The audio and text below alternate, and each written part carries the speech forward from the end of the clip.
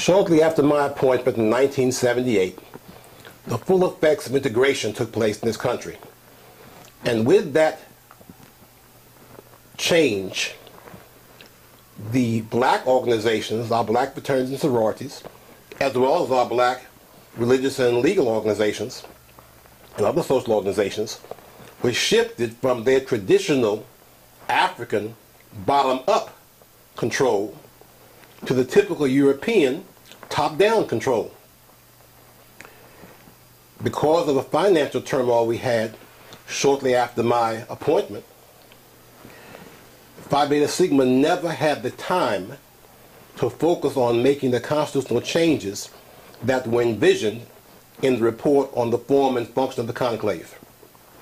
And then, as we began to bring more persons into the fraternity leadership who were corporate men, they were much more comfortable with top-down control, telling people what to do, than what had been the traditional fraternity and sorority control from the bottom up, with the members telling their officers who they had elected how they wished to be represented. One important thing I want to focus on right now, and that's the reason for this whole series that I've started at the University of Phi Beta Sigma. Parliamentary procedure is the process of running meetings that was taught when I came into fraternity at every level: state, region, and national conclave. When I was executive director, you could not go to a conclave and not have multiple sessions in the parliamentary procedure, because that taught you how to run your meetings. And in fact, at the conclave, the delegates are supposed to be in charge. Not as things are done today, where the board's in charge. In fact, while the conclave is taking place, our board really is not even in function. That's why we have a pre-conclave board meeting of the old board, a post-conclave board meeting of the new board, but our general board is not allowed to meet at all during the conclave, except for one purpose, and that was to pass on the DSC citations. And that comes out of our history at a time we were part-time, and nobody even knew who had been nominated to the DSC prior to the conclave. We should have shifted all of the things our general board did under a part-time situation to full conclave committees chosen by the members to operate 24/7, 365. We never did that. And as a result, we have complaints that we make year after year. No Crescent magazine. Should not be a function of the president. It should be in the hands of a conclave publications committee. Our officers do whatever they want to do. Shouldn't be a problem.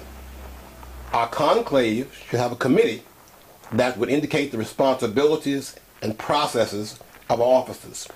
We've never written anything, and so they have a free hand to do whatever they want to do. At the University of Phi Beta Sigma, my first attempt will be to begin to restore a sense of parliamentary procedure. At the last conclave, I went to the microphone, first session, and made a motion that the brothers organize and run the conclave. And the brothers, who for 20 years had not known they had the power to do that, the brothers voted down. Sadly, even had they voted it up, few would have had the skills to be able to make the proper motions to handle their business. And so, in this series, I've done a 2-section video on parliamentary procedure. It's in front of a non-Sigma audience, because I didn't have a Sigma audience available. The first section talks about privileged motions. These are motions that do not relate directly to the matter being discussed, but handle somewhat important and sometimes emergency situations. The second section talks about subsidiary motions. These are motions which actually handle the question that's before the body. In a later video, I will talk about incidental motions. and explain at that time what those motions do. Beyond the parliamentary procedure, I want to focus on our elders. I had the privilege of going to Richmond, Virginia, Alpha Sigma chapter, and interviewing Brother Wesley T. Carter, a brother who is just shy in May of 2009, just shy of 102 years old.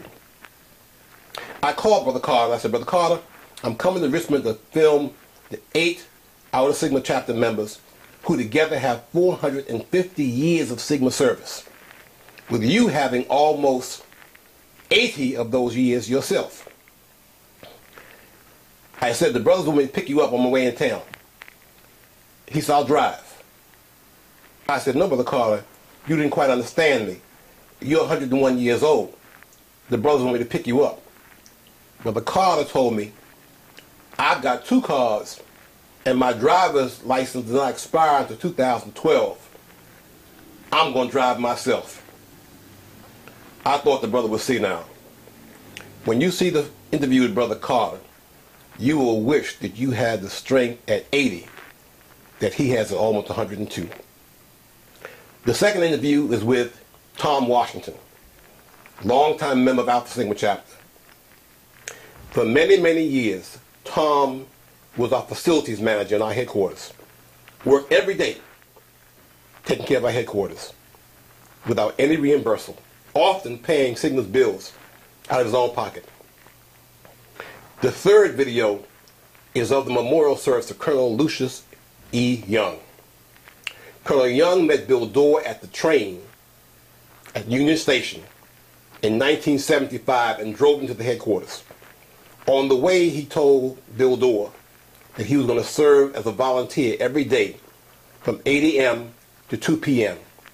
and that he would accept no reimbursement whatsoever. Colonel was then in his 60s.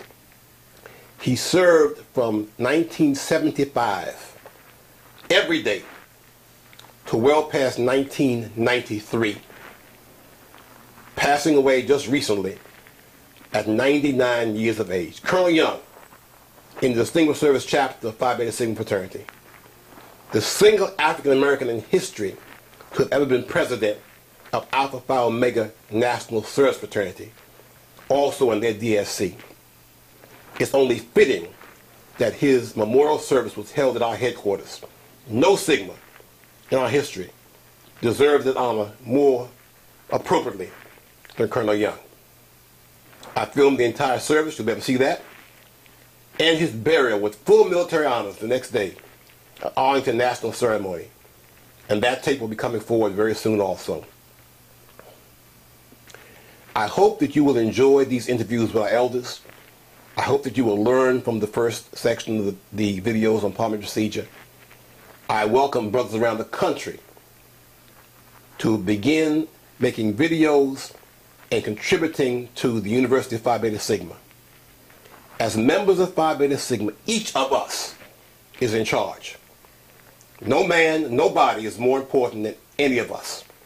We are all equal. And no Sigma is any more equal than any other. Welcome to the University of Phi Beta Sigma. I trust you will learn from it, that you will add to it. And in years to come, Sigmas will recognize the important steps that we're taking as members of Phi Beta Sigma. One more thing. The University of Phi Beta Sigma is an adjunct to BluePhi.net, maintained by Brother Philogenio from California, the premier historical site in Phi Beta Sigma. We have a group of historians in Phi Beta Sigma who have now fleshed out more history than anybody else in the fraternity knows. We perhaps know what happened to Charles I. Brown. Stay tuned. There'll be a conference in October in Florida run by Brother Mallet, who is beyond measure the most brilliant historian in Phi Beta Sigma. Hopefully, as the days go on, the members will rise up, live out the oath that they have taken, the oath they raised their hand to God, and swore that they would uphold as members of Phi Beta Sigma. Brotherhood, first and foremost. Scholarship, and service. Welcome.